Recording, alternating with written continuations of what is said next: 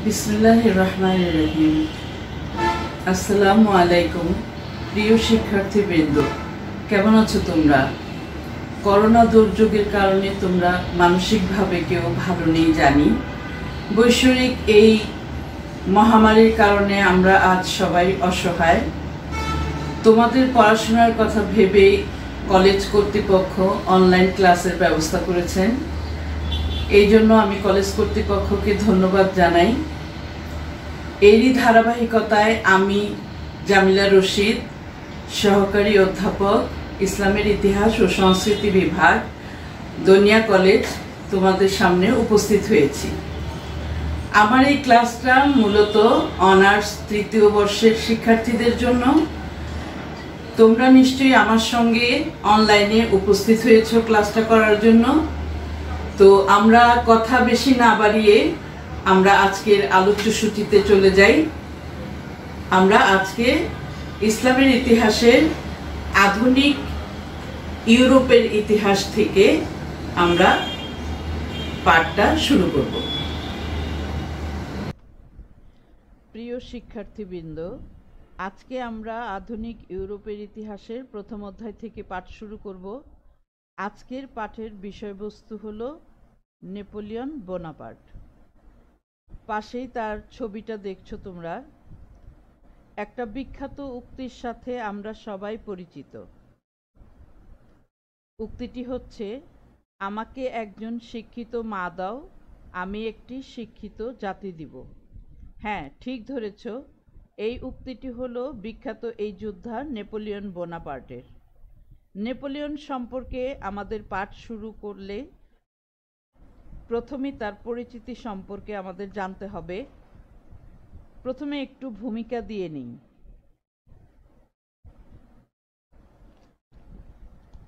বিশ্বের ইতিহাসে যে কয়জন সফল রাষ্ট্রনায়ক অত্যন্ত সাধারণ অবস্থা থেকে নিজ মেধা, প্রজ্ঞা, সাহস ও রাজনৈতিক দূরদর্শিতার বলে ক্ষমতার শীর্ষে আরোহণ করেছিলেন, সম্রাট নেপোলিয়ন ছিলেন তাদের অন্যতম। তিনি ছিলেন একজন সফল রাষ্ট্রনায়ক ও সফল যোদ্ধা। এই বীর যোদ্ধার জন্ম হয় 1769 সালের 15ই আগস্ট ইতালির অন্তর্গত কার্সিকা দ্বীপের এজাক্সিও নামক গ্রামে। নেপোলিয়নের শিক্ষাজীবন শুরু হয় কার্সিকার প্রাথমিক বিদ্যালয়ে। প্রাথমিক বিদ্যালয়ে শিক্ষা সমাপ্ত করে তিনি সামরিক একাডেমিতে ভর্তি হন। সামরিক একাডেমির শিক্ষা গ্রহণ শেষ করে তিনি কর্মজীবনে প্রবেশ করেন।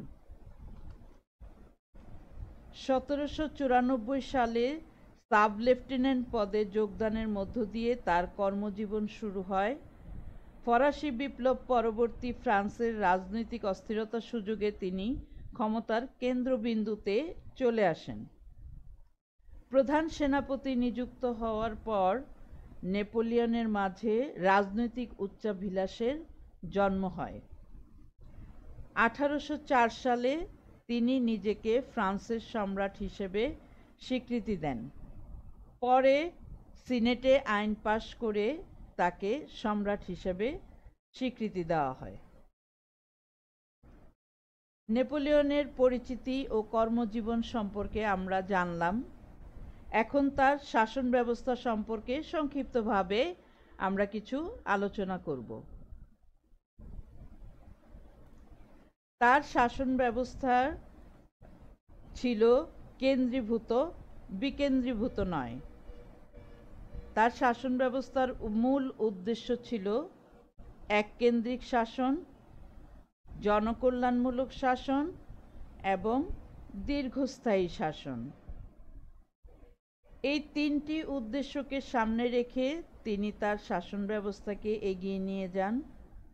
প্রথমেই তিনি তার প্রচলিত, যেটা ফ্রান্সে প্রচলিত ছিল ডাইরেক্টরি শাসন ব্যবস্থা, সেটা বাতিল করে তিনি কনসুলেট নামে নতুন শাসন ব্যবস্থা চালু করেন। ফ্রান্সের রাজনৈতিক ইতিহাসে কনসুলেট শাসন ব্যবস্থা অত্যন্ত গুরুত্বপূর্ণ। কনসুলেট শাসন ব্যবস্থা বা কনসুলেট বলতে আমরা কি বুঝি?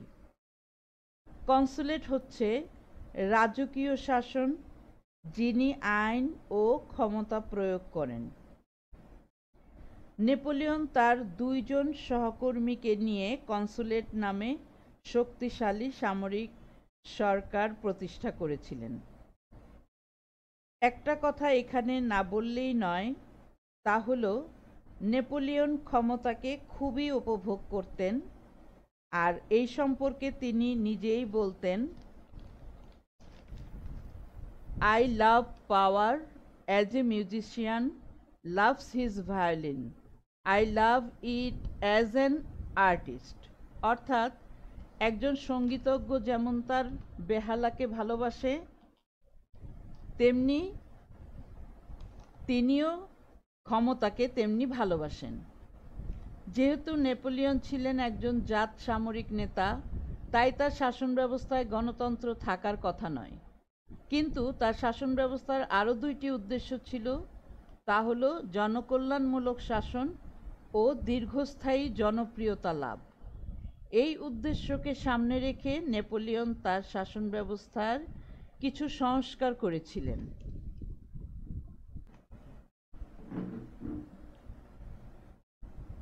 এখন আমরা তার সংস্কার নিয়ে আলোচনা করব। ১৭৯৯ সাল থেকে ১৮১৪ সাল পর্যন্ত নেপোলিয়ন শাসন কাঠামোতে যে সংস্কার সাধন করেন তা আজ অবধি তাকে উজ্জ্বল করে রেখেছে। এই সংস্কারের মধ্যে রয়েছে আইন সংস্কার, অর্থনৈতিক সংস্কার, ধর্মীয় সংস্কার ও শিক্ষা সংস্কার। প্রথমে আমরা আলোচনা করব তার আইন সংস্কার নিয়ে।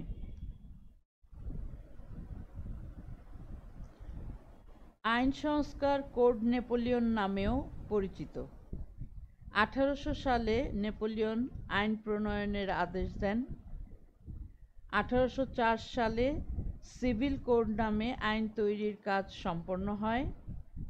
১৮০৭ সালে এই আইন ও নীতিগুলিকে কোড নেপোলিয়ন নামে ঘোষণা করেন। কোড নেপোলিয়নের ৩টি অংশ ছিল: দেওয়ানি কোড, ফৌজদারি কোড এবং বাণিজ্যিক কোড। কোড নেপোলিয়নের ধারা ছিল ২২৮৭টি। তো শিক্ষার্থী বৃন্দরা, এই ২২৮৭টি তো আমাদের এখন পড়া সম্ভব নয়, তাই কয়েকটি সার কথা আমরা জেনে নিব। এই সার কথার মধ্যে ১ নাম্বার, আইনের চোখে সবাই সমান। ২, সকল নাগরিকের দেশের সকল সুবিধা লাভের স্বাধীনতা ও অধিকার স্বীকৃত হয়। ৩, চাকরি লাভের ক্ষেত্রে বিপ্লব পূর্ব যুগের অভিজাত ও যাজক শ্রেণীর ক্ষমতা লোপ করা হয়। পৈতৃক সম্পত্তিতে সকল সন্তানের সমান অধিকার ঘোষণা করা হয়, ইত্যাদি। আরও অনেকগুলাই ধারা আছে। তো এই অধ্যায় থেকে আমরা সংক্ষিপ্ত উত্তরের জন্য কোড নেপোলিয়ন কি বা কোড নেপোলিয়ন বলতে কি বুঝি, এই প্রশ্নটা ভালো করে পড়ব। কারণ জাতীয় বিশ্ববিদ্যালয়ের বিগত বছরের পরীক্ষাগুলোতে এই প্রশ্নটি বরাবরই এসে থাকে।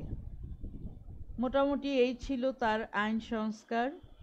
তার এই আইন সংস্কার পরবর্তীতে অনেক রাষ্ট্রই গ্রহণ করেছিল। এইবার আসি অর্থনৈতিক সংস্কারে। এই সংস্কারের মধ্যে তিনি কয়েকটা দিকে বেশ গুরুত্ব দিয়েছিলেন। সেগুলি হলো সঠিকভাবে কর আদায় করা, ২ নাম্বার ধাতব মুদ্রা চালুকরণ, নেপোলিয়ন এতদিন পর্যন্ত ফ্রান্সে অ্যাসাইনেট নামক কাগজীয় মুদ্রা চালু ছিল, সেটা বাতিল করে তিনি ধাতব মুদ্রা চালু করেন এবং তিনি সঠিকভাবে কর আদায় করার একটা ব্যবস্থা করেন। কারণ কর আদায় না করলে রাষ্ট্র চালানো সম্ভব নয়। এরপরে তিনি অর্থ বিভক্তিকরণ করেছিলেন। অর্থ বিভাগকে তিনি দুইটি ভাগে বিভক্ত করেছিলেন, একটা হলো রাজস্ব দপ্তর, আরেকটা হলো অডিট দপ্তর। এরপরে তিনি অর্থনৈতিক সংস্কারের মধ্যে আরেকটা উল্লেখযোগ্য কাজ করেন, সেটা হলো 1800 সালে তিনি সেন্ট্রাল ব্যাংক অফ ফ্রান্স নামে কেন্দ্রীয় ব্যাংক প্রতিষ্ঠা করেন এবং সর্বশেষে তিনি রাজস্ব সংগ্রহেরও ব্যবস্থা করেছিলেন। ব্যবসা বাণিজ্যের উন্নয়নের জন্য নেপোলিয়ন সবসময় সজাগ ছিলেন। ব্যবসা বাণিজ্যের প্রসারের জন্য রাস্তাঘাট ও বন্দরগুলি তিনি সংস্কার সাধন করেন। এই গেল নেপোলিয়নের অর্থনৈতিক সংস্কার। এরপরে নেপোলিয়নের আরও একটি উল্লেখযোগ্য সংস্কার হলো ধর্মীয় সংস্কার। ধর্মীয় সংস্কারে নেপোলিয়ন সমঝোতার নীতি চালু করেছিলেন। 1801 সালে পোপ সপ্তম পায়াসের সাথে এই চুক্তিটি সম্পাদিত হয়। নেপোলিয়ন খুবই চতুর শাসক ছিলেন। বিপ্লবের আদর্শ এবং পোপের বা গির্জার নীতির সঙ্গে সামঞ্জস্য রেখে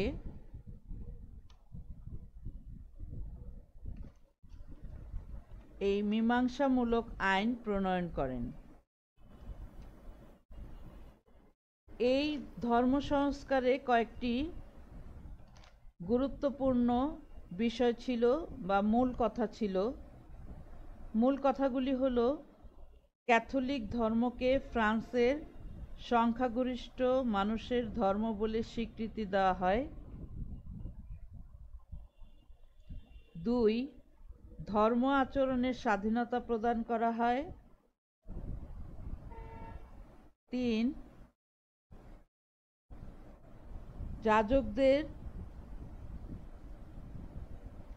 বিশেষ সুবিধা লোপ করে বেতন ভাতাদি সরকার থেকে দেওয়ার ব্যবস্থা করা হয়। অপরদিকে পোপ স্বীকার করেন যে চার্চের অধীনে সকল জমি রাষ্ট্রায়ত্ত করা হবে। 5, ক্যাথলিক ধর্ম থাকবে, তবে তা অবাধ নয়, রাষ্ট্র ধর্মকে নিয়ন্ত্রণ করবে। এই ঘোষণা পোপও মেনে নেন। পরিশেষে বলা যায়, এই সকল ধর্মীয় সংস্কার ও ব্যবস্থার দ্বারা একনায়ক নেপোলিয়ন ধর্মের উপরও কঠোর নিয়ন্ত্রণ রাখার ক্ষমতা পান। তার এই আপোষ নীতি ফ্রান্স সহ ইউরোপে দীর্ঘ যুগ ধরে কার্যকর ছিল। তার সর্বশেষ যে সংস্কার নিয়ে আমরা আলোচনা করব সেটা হলো শিক্ষা সংস্কার। শিক্ষাক্ষেত্রে সংস্কার সাধন নেপোলিয়নের অপর এক উল্লেখযোগ্য অবদান। শিক্ষার উন্নয়নের জন্য তিনি বহু প্রাথমিক ও মাধ্যমিক বিদ্যালয় প্রতিষ্ঠিত করেন।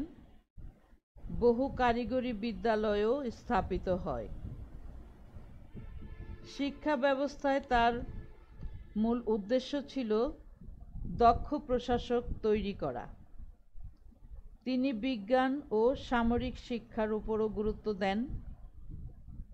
তাছাড়া ফরাসি ভাষার প্রসার ও সমৃদ্ধি ঘটে তার আমলে। তিনি জাতীয় শিক্ষানীতি ঘোষণা করেন। এতে 3 স্তরের শিক্ষানীতি চালু করা হয়। 1 প্রাইমারি, 2 মাধ্যমিক, 3 বিশ্ববিদ্যালয়। মাধ্যমিক ও বিশ্ববিদ্যালয়ের সাফল্য লাভ করলেও প্রাইমারি শিক্ষা অবহেলিত থেকে যায়। তাছাড়া তিনি নারীদের শিক্ষার তেমন কোনো আলাদা ব্যবস্থা গ্রহণ করেননি। পরিশেষে বলা যায় যে নেপোলিয়ন ফ্রান্সকে আধুনিকভাবে গড়ে তুলতে প্রয়াসী ছিলেন। শিক্ষার্থীবৃন্দ, এই ছিল নেপোলিয়ন সম্পর্কে আমাদের আলোচনা। এই সফল রাষ্ট্রনায়কের উত্থান যেমন আকস্মিকভাবে হয়েছিল, তেমনি আকস্মিকভাবে তার পতনও হয়।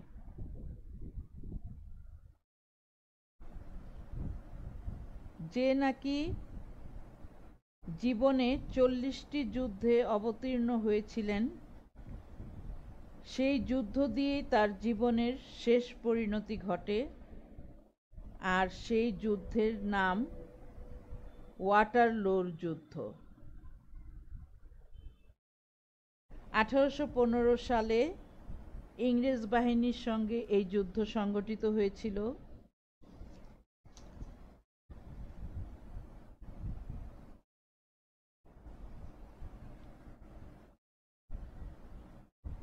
এই যুদ্ধে ইংরেজ বাহিনীর সঙ্গে নেপোলিয়ন পরাজিত হন এবং পরাজিত হওয়ার পরে তাকে আটলান্টিক মহাসাগরের সেন্ট হেলেনা দ্বীপে নির্বাসন দেওয়া হয়েছিল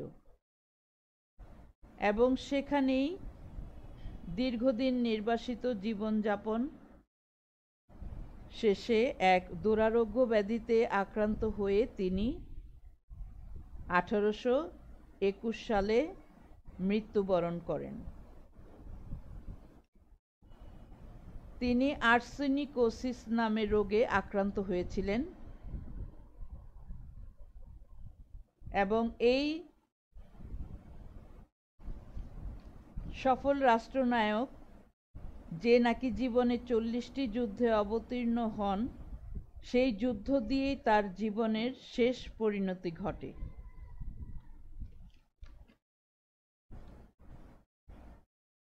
তিনি নির্বাসিত থাকা অবস্থায় তিনি নিজেই বলতেন, আমার প্রকৃত গৌরব 40টি যুদ্ধ জয়ের মধ্যে নয়, আমার কোডই কেবল আমাকে বাঁচিয়ে রাখবে।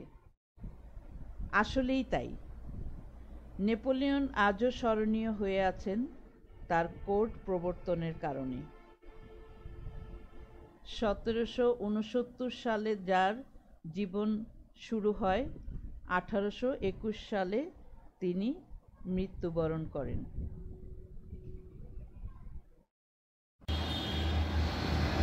প্রিয় শিক্ষার্থীবৃন্দ, এতক্ষণ পর্যন্ত আমরা নেপোলিয়ন বোনাপার্ট সম্পর্কে যে আলোচনা করলাম, সেই আলোচনা থেকে আমি আশা করি তোমরা উপকৃত হবে এবং এই ব্যাপারে তোমরা ভালো করে এই পাঠটা মনোযোগ দিয়ে তোমরা পড়াশোনা করবে। তো আজকে এই পর্যন্তই, আবারও দেখা হবে, কথা হবে। সে পর্যন্ত তোমরা ভালো থাকো, সুস্থ থাকো। আল্লাহ হাফেজ।